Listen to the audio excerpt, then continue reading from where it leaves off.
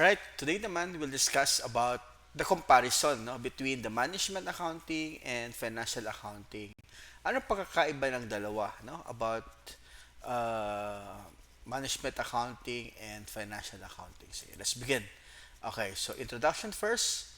Introduction, of course, accounting is divided into two main branches.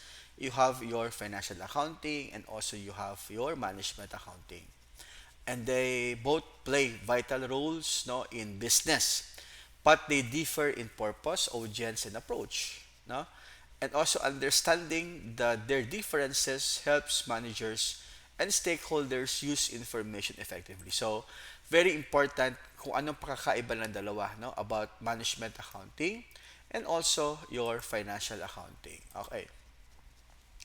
So definitions first, Ano yung definitions ng financial accounting? So FINAC, Financial accounting involves the systematic recording, summarizing, and reporting of your financial transactions. Ano to, class? Yung walang kamatayang accounting cycle. Yes, you will do journal entries, ledger, adjustment, worksheet, diba? Up to FS preparation, up to the reporting of financial transactions.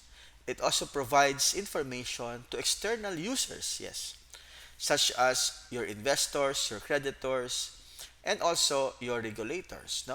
It also focuses on producing accurate financial statements as discussed kanina.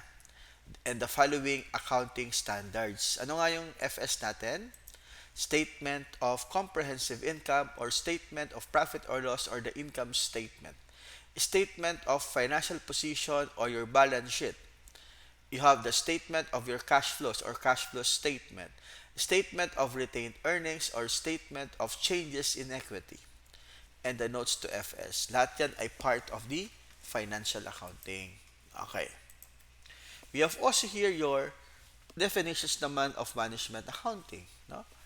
Managers or management accounting focuses on providing internal management with relevant information for your decision making. Yes, it also uses both financial and a non-financial data to aid planning, controlling, and performance evaluation. And they're also not bound by any formal accounting standards. There is no accounting standards pag sinasabi natin management accounting. Okay. Okay, so ano yung key objectives? So, in FINAC or Financial Accounting, to provide a true and a fair view of your financial performance and your position, and to comply with statutory and legal reporting requirements. So, meron po tayong tinatawag na or sinusunod na laws and regulations, standards in FINAC. While in MANAC, Management Accounting, it also assists lang in internal decision making. Very important, class, in your management accounting is your decision making. Okay. And the last one is to improve operational efficiencies and your profitability. Okay? So very important, it's all about profitability and also your efficiency. Okay. So sino yung mga primary users of financial accounting?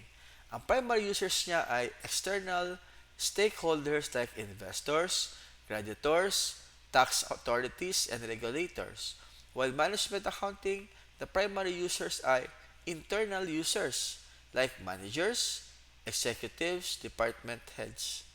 So yun lang ha. So usually, separate lang the external and the internal users. We'll discuss more sa next video about it.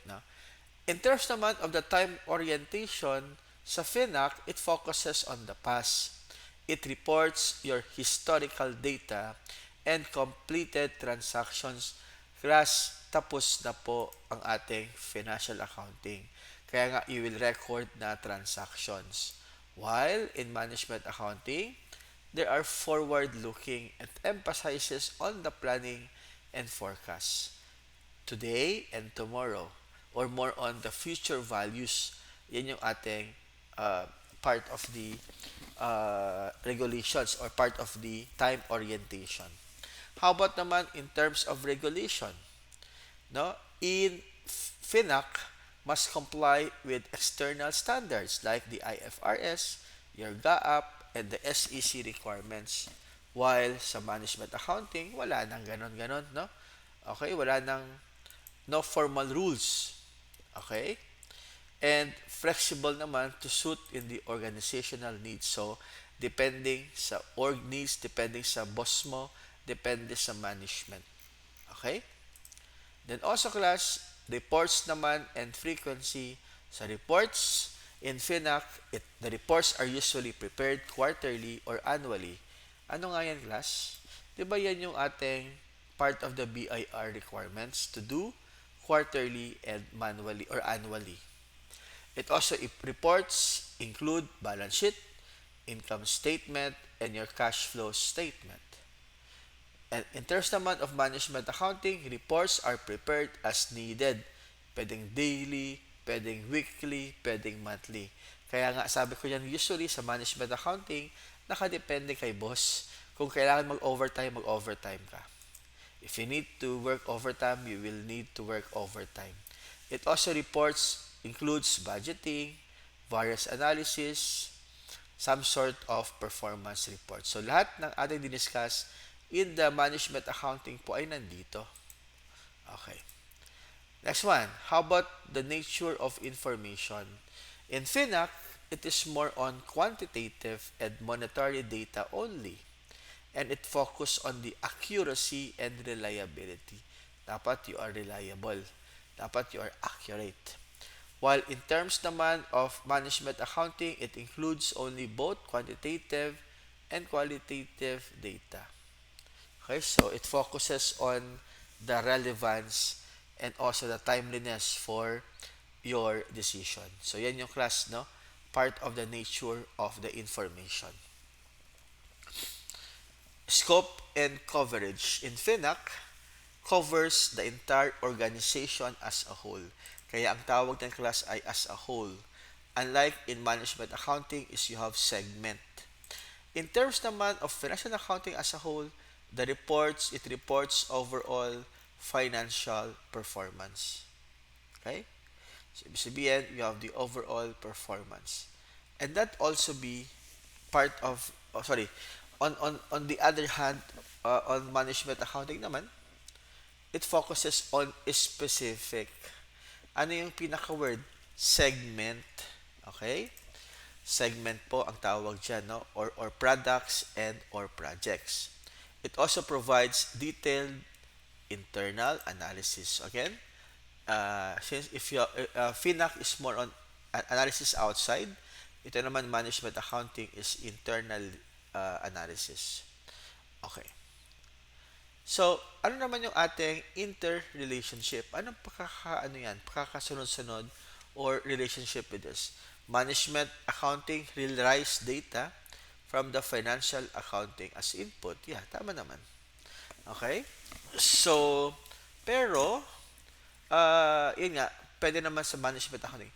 Because we do it, no, kasi lahat yan ay may relationship. Both complement each other. One ensures compliance and accountability, and the other naman supports decision making. Yes, accountability, responsibility. Together, they strengthens financial transparency and your business efficiency. That's also part of the interrelationship between your management accounting and your financial accounting. Conclusions: financial accounting and management accounting serve different but complementary purpose because external and internal reports, pero they are the same naman, no? As part of the complementary products or purpose. FINAC naman focuses on the past performance for external users. Yes po. Yan yung pinaka-goal natin. In FINAC, it is based on past and the performance of the external users. Number 3, management accounting naman, on the other hand, it focuses on the future strategies to the internal improvement.